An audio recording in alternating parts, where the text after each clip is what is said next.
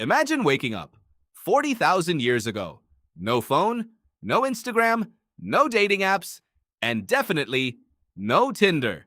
But wait, there's someone in the neighboring group you really like. Every time she walks past, you suddenly become very interested in sharpening your stone tool.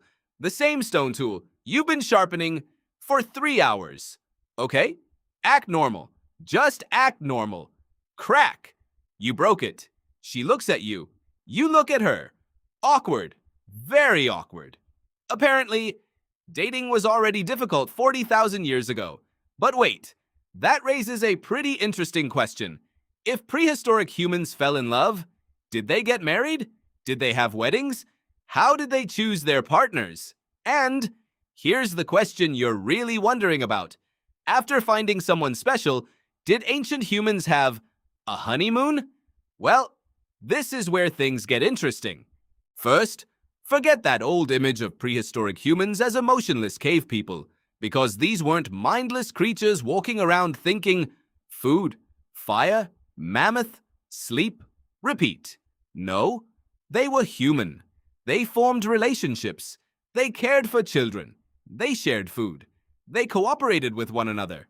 And archaeological evidence even suggests that some prehistoric communities cared for people who were injured or had serious physical limitations. Social bonds mattered. A lot.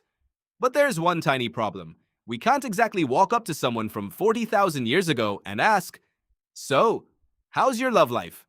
There are no prehistoric diaries, no wedding photographs, and sadly, no Stone Age love letters saying, "Dear Uga, I saw you hunting yesterday. You looked amazing." So scientists have to reconstruct prehistoric relationships using archaeology, genetics, evolutionary biology, and what we know about human societies, and that is where things become fascinating. Okay, imagine you're a young adult living in a small hunter-gatherer community. You're ready to find someone special. There's just one problem. Your dating options are terrible. You know almost everyone. The person sitting beside you? Known them since childhood. The person preparing food? Probably a relative. The person making tools? Also, possibly a relative. Yeah, we are not going there. Luckily, prehistoric communities weren't necessarily completely isolated. People traveled. Groups encountered other groups. Materials moved over surprisingly large distances. Knowledge could move between communities too. And relationships between different groups could create valuable social connections. So imagine, one day, your group encounters another community. Everyone stops. Nobody knows what's about to happen. Friend? Enemy? Danger? And then you see her. She looks at you. You look at her. Oh, hello. Suddenly, meeting the neighboring group doesn't seem so bad after all. Now comes the big question. Did prehistoric humans actually get married? Well, if you're imagining a beautiful white dress, gold wedding rings, a giant cake, 200 guests, a photographer, and one uncle dancing like his life depends on it, then no, obviously not. But here's where we need to be careful. We don't know exactly what relationship ceremonies existed tens of thousands of years ago. Maybe some groups had rituals. Maybe families were involved. Maybe gifts were exchanged. Maybe there was dancing. Maybe there was singing. Or perhaps two people simply started living together. The problem is, a 40,000-year-old romantic ceremony doesn't exactly leave behind a wedding video. So when someone says, "This is exactly how Stone Age weddings happened," be careful. We simply don't know. But we do know prehistoric humans formed families and strong social relationships. And genetic evidence tells us that people and populations were connected. In some prehistoric societies, people likely moved between communities, which creates a rather funny situation. Imagine telling your prehistoric parents, "I'm leaving." "Where are you going?" "3 valleys away." "With who?" "Him." Dad slowly puts down stone tool. "Sit down." Some conversations might be older than civilization. Okay? Just for fun, let's imagine what a prehistoric partnership celebration could have looked like.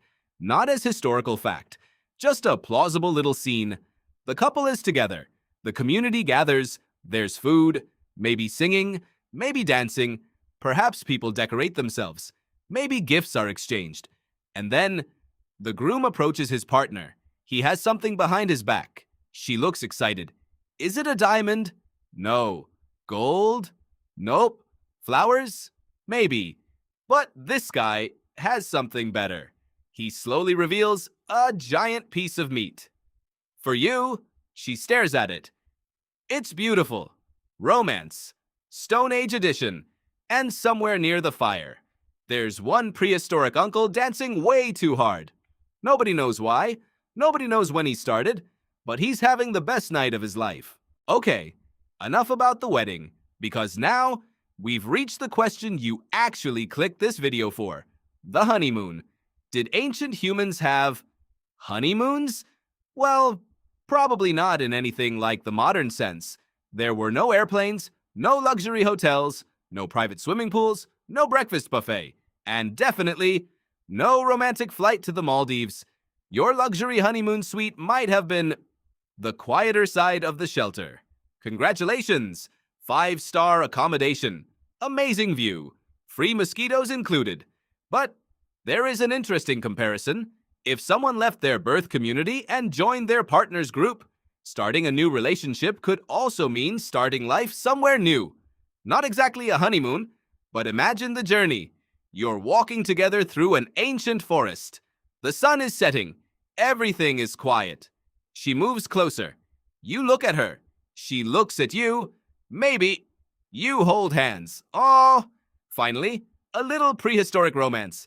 Then, grrr. Wait, what was that? You stop. She stops. Something moves between the trees. 2 eyes appear in the darkness. Romantic walk. Over. Run. Worst honeymoon ever. Beautiful scenery. Lovely partner. Too many predators. 2 stars. And once you started your new life together, well, don't expect too much relaxation. Prehistoric life required work. People needed food. Fire had to be maintained. Plants had to be collected. Tools had to be made and repaired. Animal hides needed processing. Camps sometimes needed moving. Children needed care. And predators? Yeah, they didn't take weekends off. But here's something important. We shouldn't imagine every prehistoric family like a modern couple living alone with their children. Human survival depended heavily on groups: parents, grandparents, relatives, friends, other adults, children, people cooperating. Because 40,000 years ago, your community wasn't just your social life, it could be your survival. Now, I know what you're wondering. Love existed. Relationships existed. So, what about jealousy? Things are about to get interesting. Obviously, we can't know exactly what one individual felt 40,000 years ago, but jealousy appears across human cultures today, and competition over partners has deep evolutionary roots. So, let's imagine something. You're sitting peacefully beside the fire with your partner. Perfect evening. Fire is warm. Food is ready. She's sitting beside you. Life is good. Then, he arrives. Another hunter. He's taller than you, stronger than you. His hair somehow looks incredible, even though shampoo won't exist for thousands of years. And worst of all, he's carrying an enormous piece of meat. He looks at your partner. Your partner looks at him. You look at your partner. Then you look at him. He smiles. You don't. Suddenly, you become very interested in remembering where you left your spear. Maybe relationship drama really is ancient. But relationships weren't just about romance, because eventually, there might be a baby. And human babies are interesting. A baby can't hunt, can't gather food, can't protect itself, can't make tools, can't walk for quite some time. Basically, a prehistoric baby's greatest skill is screaming, especially when everyone else wants to sleep. Imagine the shelter, middle of the night, completely silent. Everyone is sleeping peacefully. And then, Mom wakes up, Dad wakes up, Grandmother wakes up, everyone wakes up. And some poor guy sleeping on the other side is thinking, I don't even know whose baby that is. But underneath the comedy, there's something incredibly important here. Human children require enormous amounts of care. Parents, relatives, and other members of a community could all contribute. Cooperation mattered, relationships mattered, community mattered, and those social bonds became one of humanity's greatest strengths. So, did ancient humans get married? Maybe not in the way we understand marriage today. We don't have enough evidence to reconstruct a 40,000-year-old wedding, but they formed relationships, they built families, they raised children, they moved between communities, and they depended on one another. And the honeymoon? Probably no tropical beach, no luxury hotel, no room service. But maybe two people once walked away from one community together, toward another place, and another life. And when you really think about that, there's something beautiful about it.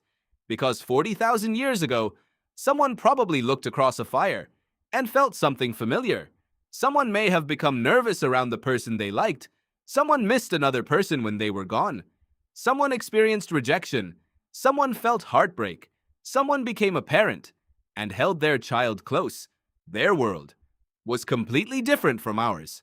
But perhaps some of their feelings weren't. Love didn't need smartphones. It didn't need wedding rings. It didn't need expensive restaurants. And it definitely didn't need dating apps. It just needed two humans. Although, there is one major advantage to dating today. If your date goes badly, you usually don't have to run from a cave lion.